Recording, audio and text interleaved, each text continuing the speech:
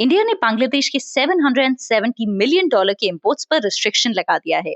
पर why now और इसका इंडिया पर क्या इम्पैक्ट होगा? Let's see what's it about. India ने बांग्लादेश के कुछ की प्रोडक्ट्स जैसे कि readymade garments, processed food, plastics, rubber items और वुडन फर्नीचर पर रिस्ट्रिक्शंस लगा दिए हैं।